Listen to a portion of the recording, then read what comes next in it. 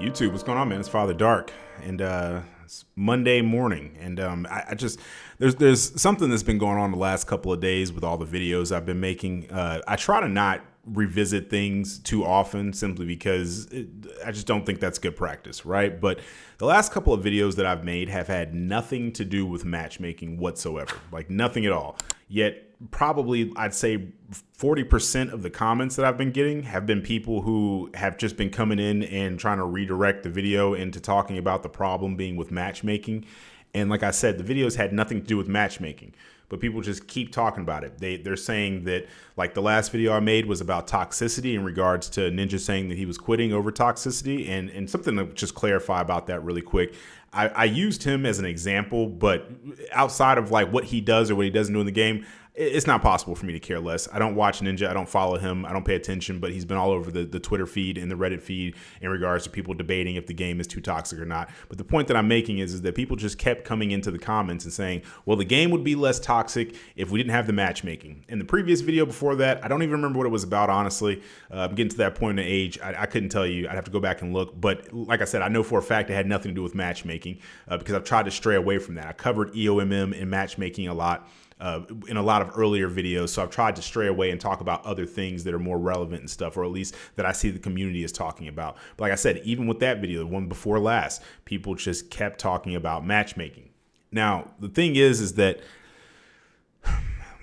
I've gotten to a point with matchmaking where you're not going to convince me that EOMM doesn't exist. It's gotten to a point to where the people that I originally had that would come into the first videos and leave comments, which as a content creator, you're able to see all the comments that people leave. So there have been, I've lost count of how many people have originally said, oh, I don't see it. There's no issue. I got to this rank, yada, yada, yada. I don't have an issue, but I also play with people and all this other stuff. And that is what it is. But those people have also now come to the forefront and they've admitted themselves. They've said, oh, I finally got hit with what's known as loser's queue and all this other stuff. I've now seen firsthand how EOMM acts and the fact that a lot of people feel like it's being turned up and all of this other stuff. But before we get into that, I just got to say thank you to our sponsor, which is thanks to U4GM for the sponsorship of this video. They are a pro web provide Marvel Rivals bundles with cheap prices and fast delivery. They have more than 11K good comments. This website is really worth a try. Make sure to use my discount code DARK for an extra 6% off. Now that we got that out of the way, let's talk about it.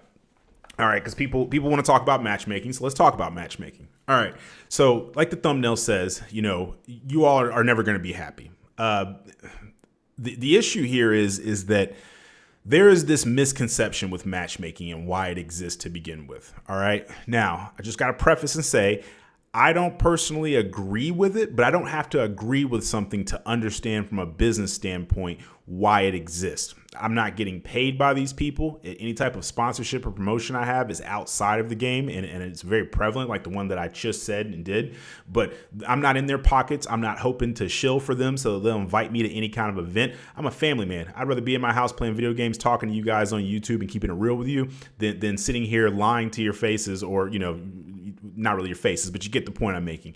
Just so that in hopes that I can get invited out and play a couple of characters early. That is not me. That is not why I'm making content. That is not what I'm here for. I'm here because I genuinely enjoy talking about these things. And a lot of times I try to sugarcoat stuff because there are a lot of people that they're going to take things personally. A lot of people really enjoy gaming and they get really involved with it and they take things personal when you say them. But sometimes as a parent, that's why my name's Father Dark, because I'm a parent. Sometimes you have to kind of be real with your kids a little bit and tell them stuff. I can sit here and tell my son, if he brings me a stick figure drawing, I can say, oh man, buddy, this is really good. Now, if he tells me he wants to be a professional artist or he really wants to take it to the next level, well, then I got to start letting him know. Okay, stick people are no longer cutting it. Now we got to learn how to do a little bit of shading, a little bit of detail, maybe ink the picture a little bit, add some color to it, right? And that's where we kind of are with this conversation. So matchmaking. When I was growing up, matchmaking was very straightforward and it was very simple. All right.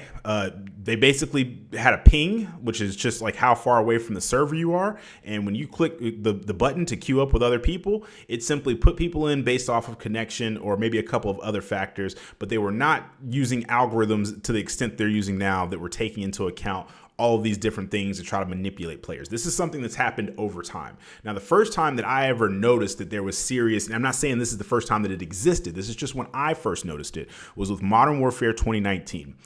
Okay, I started to notice immediately that there were people who were more casual players than myself who were getting these lobbies that almost just didn't seem real.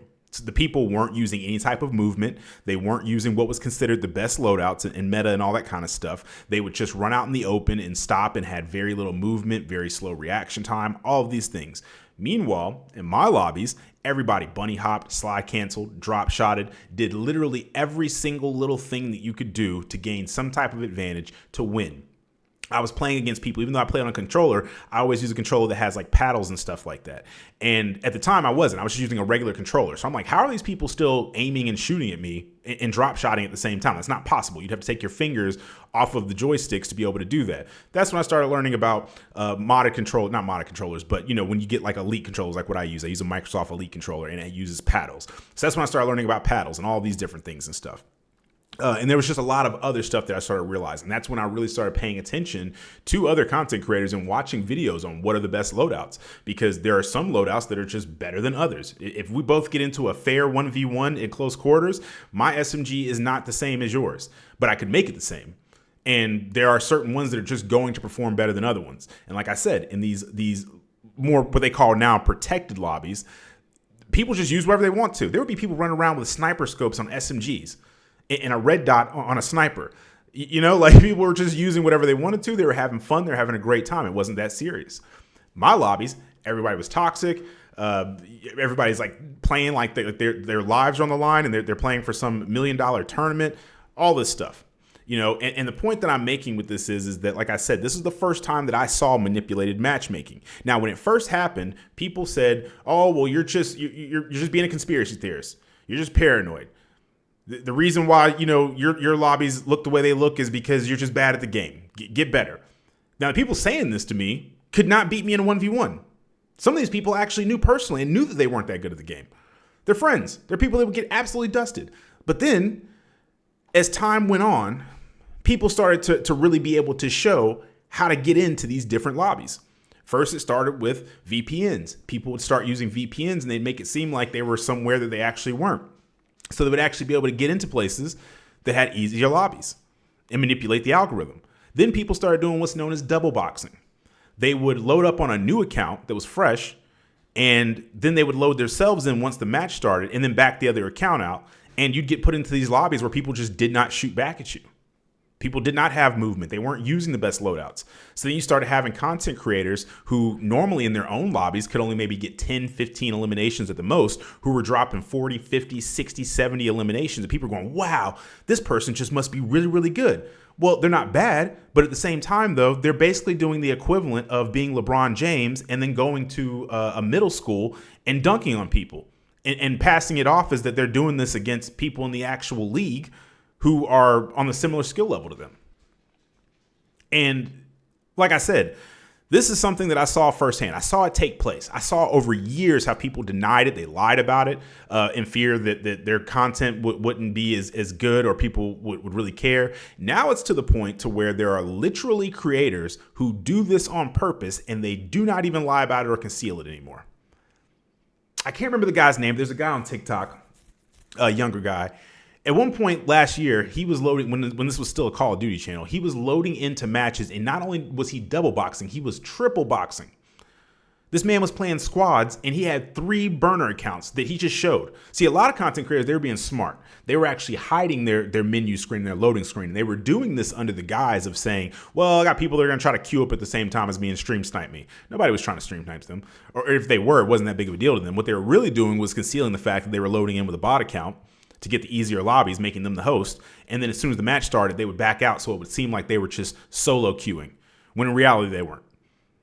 Now, how does this relate to Marvel Rivals? It relates to Marvel Rivals because not too long ago, I made people wanted me to play on console because for a long time, people have been going back and forth and having the argument that console lobbies are easier than PC lobbies. I mean, personally, I really didn't care. I didn't want to play on console since I've gotten my PC a couple of years back. I had no wants to touch my console. It literally just sits here, and if I wasn't so meticulous about cleaning it, it would collect dust.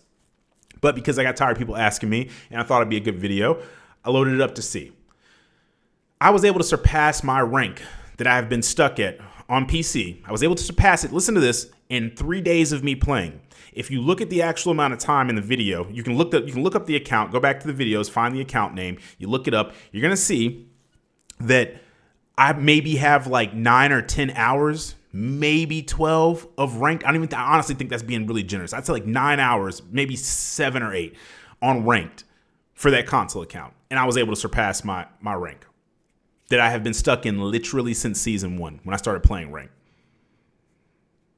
That's my current skill ceiling on PC, but I was able to surpass it in 3 days on a console. Now, I felt like it was because console lobbies are easier based off of talking to a lot of other people. I spent a lot of time, whether it's in my Discord, and if you haven't joined the Discord, I recommend you join the Discord. We're actually about to have a PC versus console tournament deal going on here pretty soon. I think it's Friday. We said we were going to do it. We might have to postpone it until next Friday, but coming up very soon, we're going to be doing it simply because the only reason we would postpone it is maybe we're going to have some trials for it. But the point I'm making is that I thought originally, I said, okay, well, it's probably just because maybe people on console are more casual. But then some people did bring up a good point. They said, well, you also made a new account. So what I'm going to have to do is to really, really test it out. I'm going to have to make a new account on PC and see how much easier it is. But regardless, though, the lobbies that I played in when I was playing with the new account on console, whether it was because it was a console or because it was a new account, doesn't matter which one, really. The point still kind of overall stands. I was playing in completely different lobbies. That's just a fact. It's a fact. And you can chop it up to whatever specific reason that you feel like it is. But ultimately, it was either because it was a new account or it was on console. Regardless, like I said, I'm going to have to come back and revisit this topic once I make an alt account on my PC and then see if I can get the same exact results. But nonetheless, though, like I'm saying, there's two different types of lobbies for people. There's whether it's EOMM or there's skill-based matchmaking, whatever type of manipulation you want to say there is. There are algorithms at play that are manipulating the matchmaking. Now, the whole reason that I started this video was because of all the comments of people saying if they took EOMM out of the game, then we would be happier. There would be less toxicity. Basically, people, you know that meme where it's just like this futuristic city and people always say, this could be the world if. That's how a lot of people feel about matchmaking. Now, this is where I have to get honest with you all and be serious with you. A lot of you overestimate your abilities. See me? I am fully aware of what my point is. My ceiling, my skill ceiling. I'm fully aware of what it is. It's plat 1, right there, plat 1 and diamond. That's where I'm at, okay? This is a new game for me. It's taken me time to even get to that point. A lot of you, this is not your first rodeo.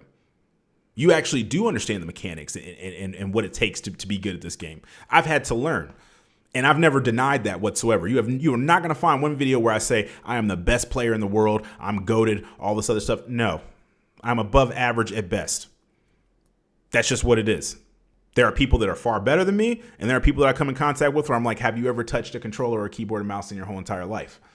I'm somewhere right there in the middle.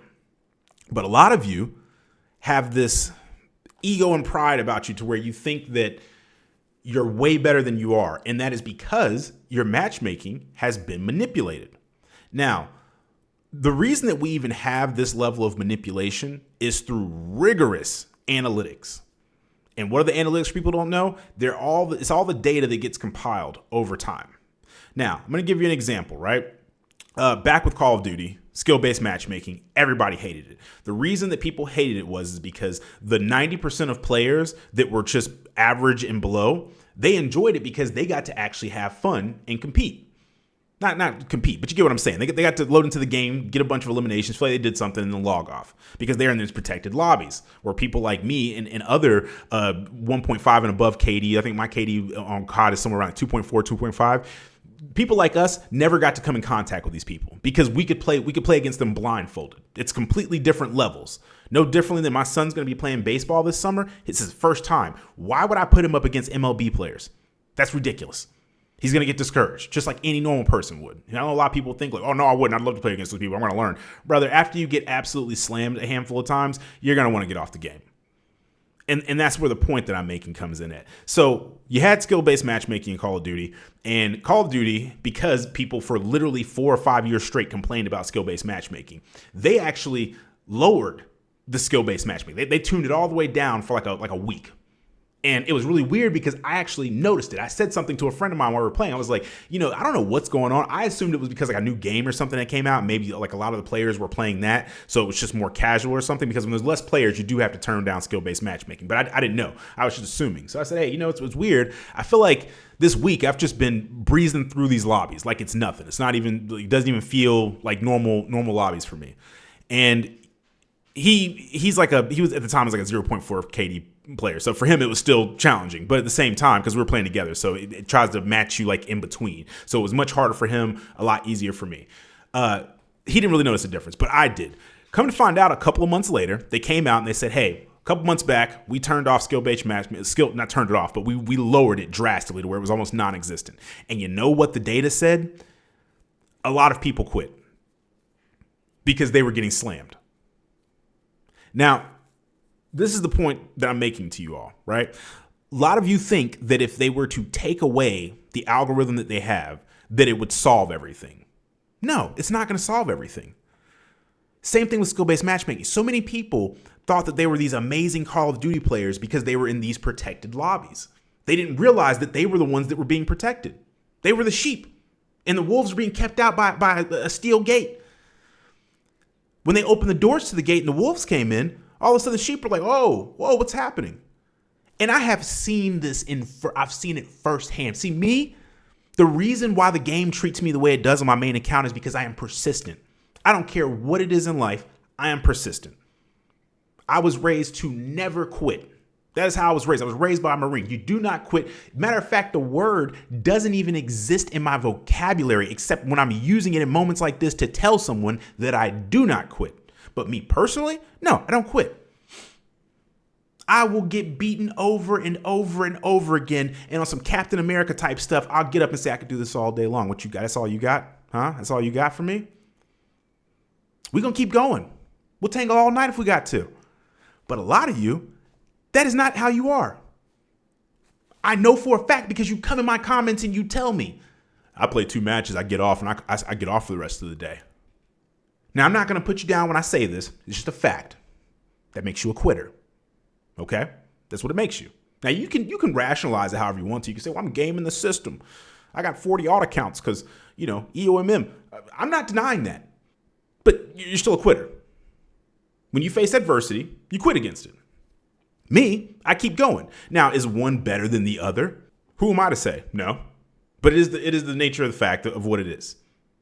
And if they were to take away EOMM, you might start losing more than you're already losing now.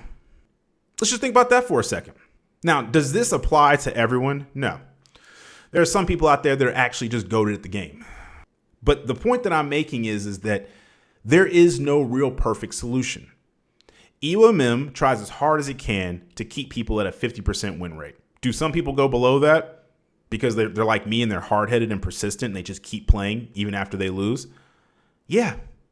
In my opinion, that's how you get better. Anything else in life that you would apply that mindset to, you go, oh, you're not really learning anything. Imagine you go to school and you get 2 answers wrong and you just leave for the rest of the day instead of studying harder until you actually get it and it sticks. And, like I was saying, nothing is really going to make people happy because when people had skill-based matchmaking in Call of Duty, they hated it. They said, well, if you're a casual at the game, it's a great experience for you and have a great time. But if you're competitive, you're only ever going to be put up against other competitive people, even in quick matches. It feels like you're playing ranked. And at EOMM, you get manipulated. So sometimes you're going to get put up with people that are terrible at the game and they're going to have no idea what they're doing. And then your opponents, they're going to be a team of fully competent people. And then they flip the switch. And now you're on the other side and you have the fully competent people. And you're plowing through the enemy team. And that way, they try as hard as they can to keep everybody happy and satisfied. Now, is that the best way to handle it? I don't have a better solution, honestly. Because I know, the truth. I know that the majority of people are not as good as they think they are. I see it all the time. All the time.